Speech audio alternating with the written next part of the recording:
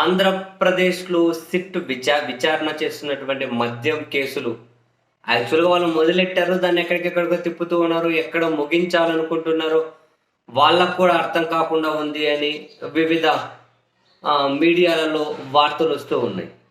So, దాన్ని ఎట్లా ముగించాలి అనేది వాళ్ళకు తెలియడం లేదు అని. చివరికి ఏసీబీ కోర్ట్‌లో చార్జ్ షీట్స్ వేసినా కూడా దాంట్లో కూడా అంతా థియరీకే పరిమితమయ్యారు. 3,500,00,00,000 దారి మళ్ళింది అని చెప్పారు. కానీ ఆ డబ్బులు ఎక్కడి నుంచి ఎక్కడికి పోయింది అని చెప్పి ఆ టేబుల్ ఫార్మాట్‌లో మాకు 3 రోజుల్లో సమర్పించండి అని చెప్పి ఏసీబీ కోర్టు న్యాయమూర్తి గారు సిట్‌ని ఆదేశించడాన్ని మనం చూసాం. 21 తప్పులు ఎత్తి చూపితే దానికి వీళ్ళు కౌంటర్ అఫిడవిట్ దాఖలు చేయాల్సిన పరిస్థితి వచ్చింది. అండ్ ఈరోజు మద్యం కేసులో అరెస్ట్ అయ్యి రాజమండ్రి సెంట్రల్ జైల్లో ఉన్నటువంటి ఎంపీ మిథున్ రెడ్డి గారు, ఇదే కేసులో ఏవన్‌గా ఉన్న రాజకేశిరెడ్డి,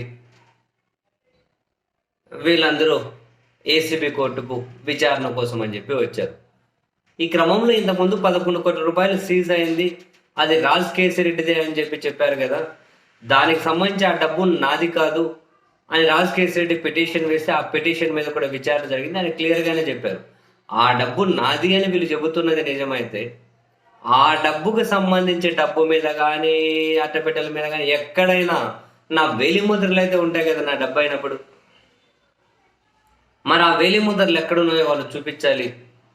నేను స్పై అనే ఒక సినిమా తీశాను. రాజకేశిరెడ్డి నిర్మాతగా స్పై అని ఒక సినిమా తీశారట. అతని హీరో అనుకుంటా నిఖిల అఖిల అతను ఉంటాడు కదా, నాగార్జున కొడుకు కదా, ఇంకొక ఆయన ఉంటాడు హ్యాపీ డేస్లో ఉంటాడు కదా, ఆయన అనుకుంటా హీరో. స్పై అనే ఒక సినిమా తీశాను నేను. ఆ సినిమాలో కూడా ఇన్ని కథలు లేవు. సిట్ ఆ స్పై సినిమాలోకి మించి మరీ ఇక్కడ కథలు అల్లుతూ ఉన్నారు అని చెప్పి 300 మందిని విచారించిందట సిట్ ఈ కేసుకు సంబంధించి. దాంట్లో కనీసం 3-4 తప్ప నేను మిగిలిన వాళ్ళ పేర్లు కూడా వినలేదు. వీళ్ళకి కావలసినట్లు విచారణ చేసుకుంటూ పోయి కావలసినట్లు ఇరికించుకుంటూ వెళ్తూ ఉన్నారు అని చెప్పి రాజకేశిరెడ్డి కూడా వాదనలు వినిపించారు. మరొక వైపు ఈరోజు కీలక పరిణామం ఏంటి అంటే, జ్యుడిషియల్ కస్టడీలో ఉండి 90 రోజులు దాటిపోయింది కాబట్టి డిఫాల్ట్ బెయిల్ పిటిషన్లు అప్లై చేయాలని చెప్పి ఇందులో నిందితులు నిర్ణయం తీసుకొని Govindappa Balaji already default bail petition ఈరోజు దాఖలు చేసినట్టున్నారు.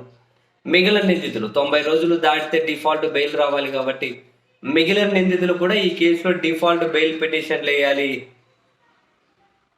అని చెప్పి నిర్ణయం తీసుకొని డిఫాల్ట్ బెయిల్ పిటిషన్లు వేస్తూ ఉన్నారు. సో ఈ డిఫాల్ట్ బెయిల్ పిటిషన్లు అడ్డుకునేకి మరి సిట్ ఈసారి ఎలాంటి వాదనతో ఎలాంటి స్క్రిప్ట్లతో ముందుకు వస్తుందో ఇంట్రెస్టింగ్ టు సీ. యాక్చువల్గా రాజకేశిరెడ్డి బెయిల్ పిటిషన్ అడ్డుకోవాలి అని ఈ 11 కోట్ల కట్టుకథ అల్లారు అని చెప్పి ఆ రోజే వాళ్ళ తరపు న్యాయవాది వాదనలు వినిపించారు. ఇప్పుడు 90 రోజులు దాటిపోయింది. ఇంక ఇప్పుడు వీళ్ళు వాళ్ళను కస్టడీలో ఉంచుకొని చేయాల్సిందేం లేదు. విచారణ చేశారు, ఛార్జ్ షీట్లు వేశారు, ఏమంటారు 1000 పేజీలు విచారణ చేశామని చెప్పి సమర్పించారు కోర్టులకు. సో డిఫాల్ట్గా వాళ్ళకు బెయిల్ రావాలి, అందుకని డిఫాల్ట్ బెయిల్ పిటిషన్లు వేస్తూ ఉన్నారు. ఆల్రెడీ గోవిందప్ప బాలాజీ వేశారు. మరి డిఫాల్ట్ బెయిల్ పిటిషన్ కోర్టు అనుమతిస్తే ఆ నిందితులు బయటకు వచ్చేస్తే ఇంకా అంతే, సిట్ ఎక్కడో ఏదో పాయింట్ దగ్గర విచారణ ముగించాల్సిన పరిస్థితి అయితే ఖచ్చితంగా వచ్చేటట్టుంది. మరి ఇంక ఎన్ని రోజులను లాగుతారులే, ఎన్ని రోజులను లాగుతారు? ఎక్కడ ముగించాలనేది క్లారిటీ లేదు. ఆ ఇల్లు అంత డబ్బు ఇంత డబ్బు దారి మళ్ళింది అంటున్నారు కానీ ఆ డబ్బుకు సంబంధించి ఏవి ఆధారాలే లేవు కదా. డబ్బుకు సంబంధించి ఆధారాలు లేకుండా ట్రయల్లో చూపించకుండా ఏం చేస్తారు? కేసులు ఏమైతే ఏం